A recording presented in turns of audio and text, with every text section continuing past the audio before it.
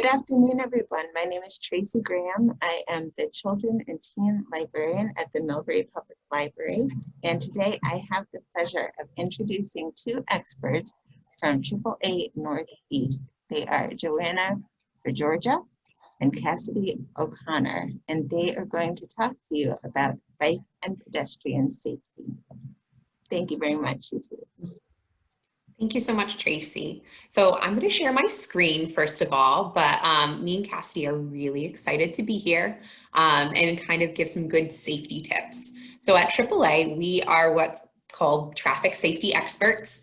And really in this course of this program, we're going to talk about two very connected and similar topics, but also ones that have kind of some unique facets to them. So bike safety and pedestrian safety. And I will tell you, this is something that I'm sort of new to the realm of bike safety, but this past summer, I bought myself a bike and I became a lot more familiar with it, having to ride around the roads in my neighborhood and also along my local bike path. So I'll kind of incorporate some of that experience as well. But first off, when we're talking about bike safety, you should really know that there are a few safe places to ride. So obviously we have neighborhoods. Neighborhoods are great places to ride around and enjoy, as long as they're not too busy and don't have too many cars going out and about. And I would just recommend, when people are riding in neighborhoods, best practice is to kind of stick to the right side of the road, just because that's where you'll be expected to be riding. You were riding with traffic, not against it. And then also we have things like bike paths, and I'll talk about some of your local bike paths in the next slide. But bike paths are wonderful places, especially for families. Say you just got everybody in the family a bike. It's a great excursion to go and explore your local bike path. They're really designed for bikers. And designed for, kind of a longer ride, but you can even just chunk it out and take like maybe just a couple miles. And then the next time you come back, you can try and do a few more miles. So bike paths are honestly one of my favorite places to ride. And I'm lucky enough to have one nearby my house. And then also we have things called bike lanes. And these would be kind of right next to regular car traffic, but they have that symbol on them that indicates that it's a bike lane. These, I would say, it's really more for people who are commuting or you have to get to a specific place. So I don't recommend it for younger children at all. I would say they need to wait until they're a bit older to do that bike lane. But for those maybe people who are thinking of biking to work, I would say definitely check out and see if there are bike lanes because those are more protected. Now, for your locality, I was doing some research and it was actually really neat to look at your bike paths. So in the Blackstone River State Park, there is a bikeway, the Blackstone River Parkway, or bikeway, excuse me. So I put the website up there and you can take a look, but you guys have some really neat bike paths around you. And I was just looking at images and pictures. And again, this could be something in your local area that's not hard to get to and that you could, take a trip on with your family. And it was kind of neat because I'm teaching from East Providence. So oddly enough, our bikeways end up crossing kind of down in Rhode Island. So it's really neat. You have a lot of different options, whether it's for kind of a beginner biker, you're going for the first time, maybe just do a little chunk of that bike path, but also if somebody's more advanced, they could definitely go a lot of places with this bike path. So just wanted to shout out to that local spot for biking. Now, one question I get asked pretty frequently is your bike the right size? And this is something, if you've ever purchased a bike at a bike shop, they have a lot of really good tips for you. I highly recommend, if you're going to buy a bike at a bike shop, talk to them, ask them about that. My kind of go-to rule is the rider should be able to sit on the seat of the bike with both feet just touching the ground. So The feet don't have to be flat on the ground, but at least tiptoes need to be on the ground. And that's kind of a good way for you to know, okay, this bike is fitting me appropriately. I think one thing sometimes I see for maybe teenagers is I'll see them riding a bike that's probably meant for more of like a 12-year-old. And it just looks uncomfortable and it doesn't look safe, because honestly, the safest you're going to be on a bike is one that fits you. You know, one that you're comfortable, one that you can actually maneuver in. If you don't have that, then it's going to be just a little bit trickier to, you know, do all those things that you'd want to do on a bike. Also, one other thing, if the seat is in the lowest position and you can't touch both feet to the ground, the bike is just too large. So I would say it's always better to have a good fitting bike. I know sometimes I inherited a bike, like my first more adult sized bike. I inherited it from my sister. But it's one of those things, like I had to grow into it. So it's better to have a right size bike for now than to try and ride one that's too big for you or too small for you. So there's a couple things. Now this might seem a little nitty gritty, but honestly, I see this issue a lot when I'm out on my bike, is people aren't wearing helmets at all, for one, or they're not wearing them correctly. So I have my bike helmet here, and we're just going to talk about the 3 tests to make sure that we have our bike helmets on correctly. I have a button going on, so I'll do my best, but basically the first test is the eyebrow test. So if I'm putting this on, I want to hold up 2 fingers side by side. That bottom finger goes on my eyebrow. The top finger should just touch the tip of the helmet. So right now, my bike helmet is in good shape, but a lot of times I'll see people kind of wear it like this, almost like a cap. It does not pass the eyebrow test, and it's not really protecting the front of the heads. In the event of a collision, it could kind of tip back like that, which just wouldn't be doing what it's supposed to do if that's the case. Now, putting it back in the position. The next test is the peace sign test. So with this one, you need 2 peace signs, one on each side of your ears in kind of a V shape. And this is basically just to make sure that the straps aren't twisted or broken or anything like that. It just makes it a lot easier to make sure that it's fitting correctly and not twisted or broken. We want those straps in good working order. And then the chin strap. So with this one, when I click it in, I should be able to fit 1 finger between my chin and the chin strap. If I could fit a lot more fingers, then that chin strap is too loose. But if I can't even fit 1, then it's really too tight. 1 finger is the perfect amount. We want it to be snug, but not too tight. Now with this as well, the reason why we want everybody, whether they're itty bitty or whether they're kind of an older person kind of trying out biking for the first time, please, the most important thing you can do is wear a bike helmet because it protects not just your head, it protects your brain ultimately in the event of maybe you fall off your bike or something worse happening. It's going to protect your head a lot better if it's worn at all, but also if it's worn correctly. Now, these are things when you're navigating as a bicyclist, we want to remember that just kind of similar to a car, you are also considered a vehicle on your bike. So things that you might have to do if you hear a lot of cars around, there's no easy way of communicating with cars other than hand signals when you're on your bike. So obviously this diagram really shows it correctly. So that left turn is your arm straight out, right turn, arm up kind of in an L shape. And then also you can just stick your arm out. And then if you need to slow or come to a stop, kind of that inverted L shape, those are the things that would indicate to somebody what maneuver you're making. Now, I know sometimes it can be difficult in your head if you're not super familiar with hand signals and you haven't practiced them. It might be difficult to remember which is which. My go-to is just point. If you need to make a turn, point. and make it a big point as well, so that you'll be noticed by a car that's behind you. That's really the goal, is that you want that person in the vehicle behind you to know what maneuver you're making. So those are, good to remember. Now, I could not stress this enough. When you're out on a bike, it's great to be visible. And really, this could look anything like wearing a reflective vest.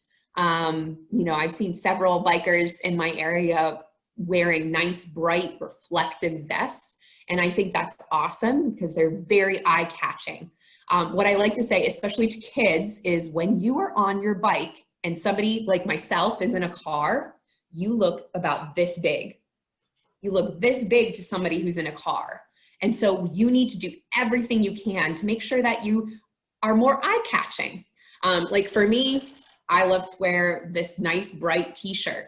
That works totally fine. A nice bright color like sweatshirt, t-shirt, jacket, those are great things to wear, in addition to maybe like that reflective vest. Or I know not everybody has a reflective vest in their closet, so just bright colors is a go-to. Now, there also are things like bike lights that could potentially be helpful. And I would always recommend like checking your reflectors to make sure all of those are there as well. My bike helmet actually had this nice little feature as well, where it has a fancy light on the back that kind of just does different things. It can blink, it can stay still. So all of that is like really helpful to help you be a bit more eye-catching when you're out and about and you're biking. So kind of with this as well, some extra tidbits I'll throw at you is make sure that you have proper shoes. If you have shoes, I always tell for kids, please don't wear flip-flops when you're riding your bike. I totally attempted it when I was a kid too, but always better to just wear kind of your classic sneakers or just shoes that will stay on your feet pretty well, and make sure those shoelaces are tied pretty tightly. I would recommend, especially for women, let's maybe not wear super baggy clothing, but nice kind of athletic clothes are good, because we don't want anything to get caught in the spokes or the wheel or anything like that. So those are kind of my go-tos. And if anybody has any questions, me and Cassidy can talk about our emails at the end. So I'm going to pass it over to Cassidy, and she's going to get us started talking more about pedestrian safety. Thanks, Joanna. So when we talk about pedestrian safety, we always talk about some of the, risky behaviors or some of the dangers around pedestrians, being a pedestrian. And it's never to discourage anyone from walking, because there are a lot of benefits of walking for so many reasons, which we'll get into. So it's such a great activity for your mental health and to engage in your own community, especially if you're going for walks around your neighborhood. Just think of how many things you learn and how many people in your own community you meet just from going on walks. So we will talk about all of those potential dangers though, and why we have to be safe while we're doing that activity and how we can walk safer. So again, some benefits of walking: maintaining a healthy weight, improving your mood. I have 2 dogs, and I know that when I take them for a walk, I always am in a better mood when I come back. So it is really good for you. And we definitely want to encourage everyone who does go out for walks to keep doing it. But we're just going to talk about ways that we can be a safer walker.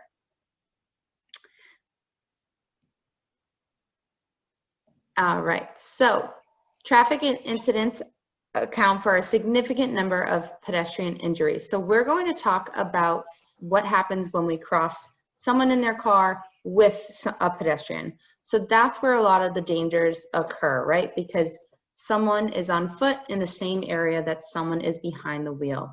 All right, so when walking, pedestrians should be attentive to their surroundings. We're going to talk about what makes it harder to be attentive to their surroundings, what items make it harder to be attentive to your surroundings. And we're going to talk about how we can avoid them. So moving to the next slide, we have some data from NHTSA. NHTSA is the National Highway Traffic and Safety Administration. And they do, you know, traffic safety research and data on all kinds of topics. And these are some statistics about pedestrian fatalities. And two that really stick out to me, and I know Joanna would agree, are 74% of all pedestrian fatalities occurred in the dark. So just like Joanna brought up about being visible on your bike and looking really small when you're on your bike, same thing for someone who's walking. Being visible is so important. And then 72% of all pedestrian fatalities occurred at non-intersections. And this one I like to point out because we talk about 3 safe places where you should cross the street. And these 3 safe places are usually intersections. And there's a reason for that. So the first safe place is obviously the crosswalk, right? That's the best place that you could cross the street because it's painted there on the road and it's specifically there for you to cross. There's usually signs right there that tell motorists that there's a crosswalk ahead, and the driver is expected to stop and let you cross in that crosswalk. So if every driver is doing the right thing, they will be stopped there to let you cross.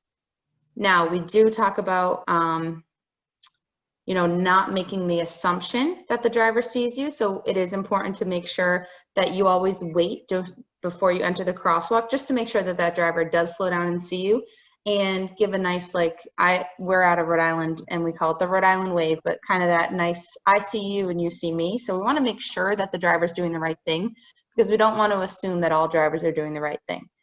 But crosswalk is the best place for you to cross the street.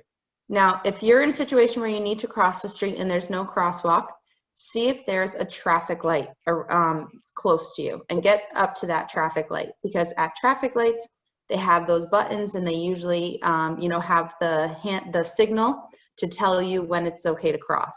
And that's a good place because it communicates with drivers for you, because when you're walking around on the street, you can't really yell out and talk to all the motorists. So that intersection with the traffic light really helps do that communication for you. So you'll press that button, it'll tell the drivers when they need to stop, and it'll tell you when it's okay to cross.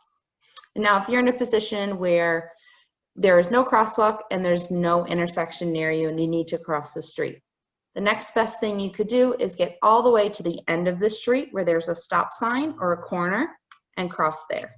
So we just want to avoid crossing in the middle of the streets, all right? So we never want to kind of cross sides right in the middle of a street. We want to get all the way to the end of the street, and that's typically where there are intersections or stop signs or crosswalks. And those are the best places that we know to cross because there's a sense of predictability in those spots. So someone who's driving down a street may not think or expect human beings to be popping out in the middle of the road.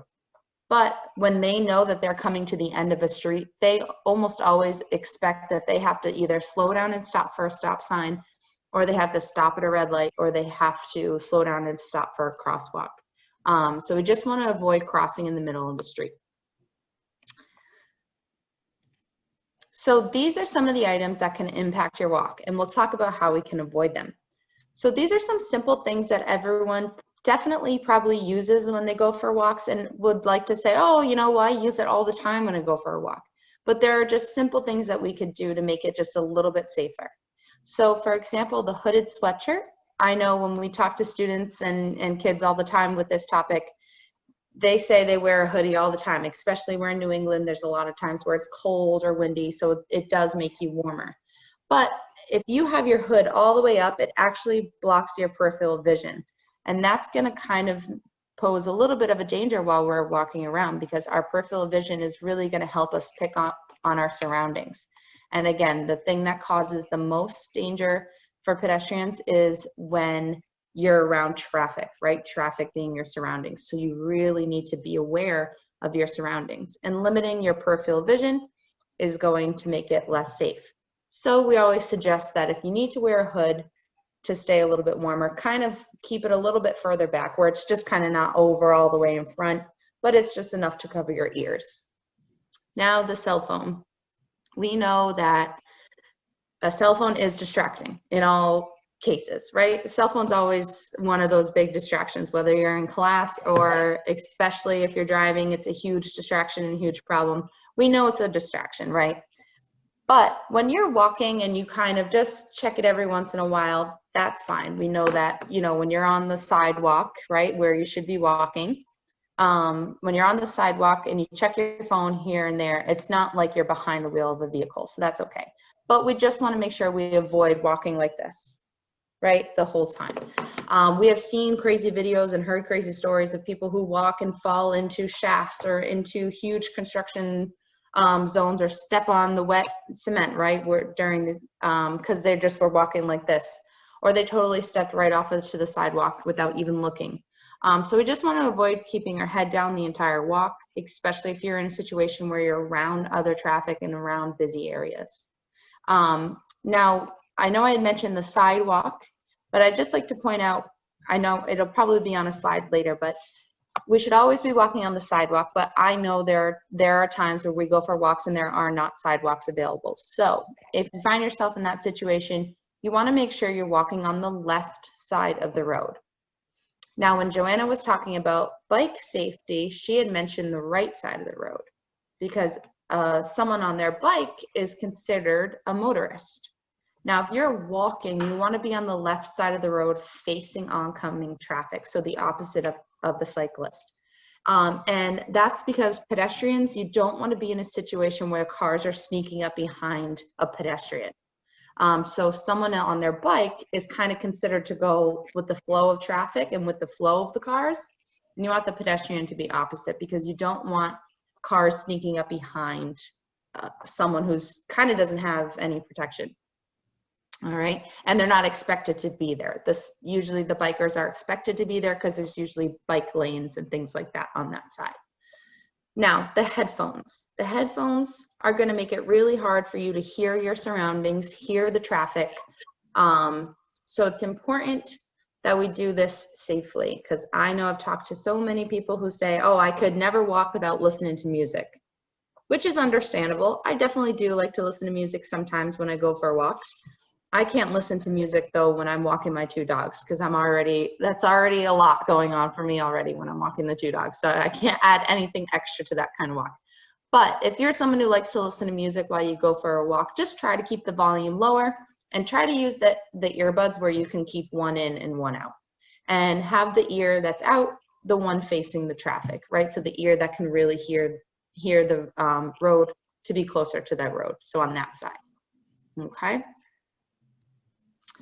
So, like I had mentioned, you know, walking on the sidewalk is the best place for you to be. But we find ourselves in situations where there aren't sidewalks available. So we're going to walk on the left side of the road facing oncoming traffic. So that's for pedestrians. And then always this golden rule that we learned when we were younger, right? Left, right, and left before you cross the street. That's super important. That's one of those things that everyone knows how to do, and sometimes gets like simply left behind, right? But it's really important to always look left, right, and then check one more time, okay? Never assume a driver sees you. So it's really important that we don't assume every driver is going to be doing the right thing. Just like when we're on the road and we're driving around, you can't always assume that everyone around you is going to be paying attention, not speeding, or doing the correct things. Unfortunately, there's always going to be people who are driving way too fast, or they're on their cell phone while they're driving, or you know, they're not even paying any attention at all. And sometimes people who are driving might just have a harder time of seeing you in general. So it's really important to never assume a driver sees you. So don't just step right out into that crosswalk, kind of look like you're about to enter it and wait to make sure that car's slowing down and give them that kind of wave where you guys are justifying that you see each other. And always, of course, wait patiently. Now, being visible, I know Joanna did a great job talking about this, and I know that she mentioned not everyone has a reflective vest in their closet. Of course, Joanna and I do, but there are simple things that you could do. And if you're someone who walks a lot or bikes a lot, it might be worth investing in, you know, reflective tape or a couple things that are reflective gear. But you don't have to, especially if you're not someone who walks all the time. You could just wear super bright colors. any bright t-shirts, any bright sweatshirts. I see this a lot, so it's just try not to go out walking in all dark clothing. I saw, actually, this was a few weeks ago, especially now with the winter, it gets dark so early, that I went to run to the market and I saw someone walking their dog in all black and gray, and the dog itself was a black dog. So super hard to see, and really do whatever you can to stand out. I know that they have reflective harnesses and reflective vests for dogs as well. So, or reflective leashes or reflective tape that you can buy and just kind of put stripes down on your regular clothing that you have. But just avoid wearing darker colors. It makes it so much harder for the motorist to see you. So being predictable, that's the big part about crossing in those places where motorists kind of expects or assumes that there's going to be some people or a cross between walkers and drivers. So those intersections, right? And then walking on the left side of the road, facing oncoming traffic, you don't want to be walking around where you have cars sneaking up behind you, okay? Make eye contact with the drivers, obey the crossing signals, and use the crosswalks. So of course, if the crosswalk is there, that's what you're going to use.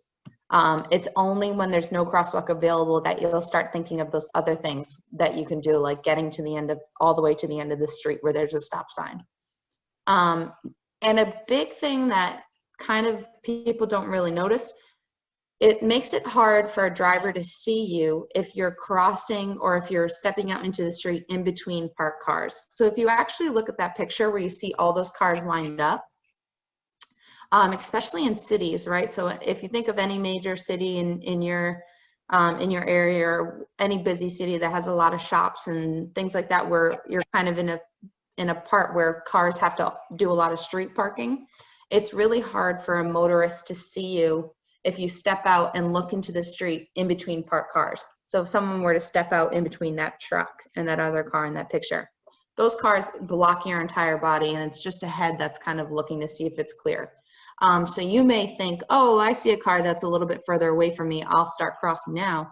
But your whole body was blocked from those cars, that driver probably didn't see you at all and is not slowing down and is not thinking that you're going to cross because it's the middle of the street. So that's why it's always important to get all the way to the end of the street and not step out and cross in between parked cars. Okay. So being alert, really keeping your head up and paying attention to your surroundings. So the cell phone, as long as you're not the whole walk, and the music, if you can avoid using the ones that block both ears and use the headphones that you can choose one ear, and really paying attention to your surroundings, because we know that the biggest reason there are pedestrian injuries is because pedestrians are sharing the road with motorists, and that's when there are issues. So when both people aren't doing their job. All right, so what can you do? You can talk to local law enforcement about pedestrian dangers in your community. If you're someone who goes for a walk all the time in your neighborhood and you see this one area that's so bad, and you see someone who almost gets hit almost every week, you say, oh, I keep seeing someone who almost gets hit. You can talk to, bring that up to local law enforcement. Sometimes they won't know that that's an issue in your community until it's brought to their attention.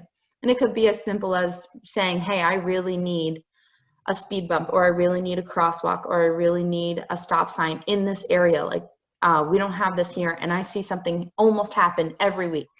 And that's a big benefit of walking too. Like, if you go for walks in your community, there's a lot more things you'll probably notice to be able to help and be more engaged in your community. Talking to leaders at your school about what you can do to encourage safe walking habits. Schools and teachers can play a big role in a lot of this too, especially for schools that want to engage in a school safety patrol program.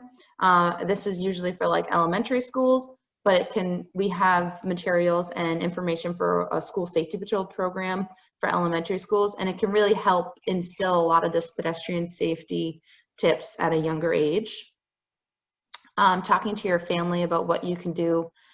And so if you go out for a walk with your family and say your older brother is just wearing black sweatshirt, black sweatpants, black sneaks, normally you'd probably be like, oh, whatever, I'm not going to say anything. But if you say, hey, you know, I really don't think it's safe that you're wearing all these dark colors on our walk. By the time we start heading back, it's probably going to get dark because it's winter. I think you should wear brighter colors. So definitely bring that up to your family. Do whatever you've learned from either this video today, definitely take with you, and you can talk to your family about what you can all do to be safer. And talk to your friends about the risks of distracted walking. So if you're walking home from school with all your friends and you see that one friend who's on their phone this whole entire walk, just remind them to keep their head up and to be aware of their surroundings. All right, and again, we always want to encourage you to walk safely. We love walking. We think there are so many benefits to walking, so we just got to remember how we can do it safely to avoid dangers to ourselves. So that kind of concludes most of the content that we have, but we do know that some people might have specific questions. And so if you do have any questions after viewing this, feel free, email Tracy and she can let us know. And we are always happy and willing to answer any questions that you might have about safe biking or safe walking, or how to work with community leaders about maybe an issue that you're seeing. Feel free, just let us know. Shoot Tracy. Sorry, Tracy, I'm giving you more work, but if anybody has any questions like that, feel free. Oh, thank you so much. These presentations by AAA are absolutely fantastic. I was taking notes the whole time. There are a lot of things that simply made sense, but that reinforce things that I should be doing and that I don't. One of the ones I loved that seemed so simple was just to wear bright clothes. I know that now that I have a child, whenever we go out, I make sure to dress my child in very bright clothes, but I might still be wearing gray, so I'll have to pick something up for myself. Yeah.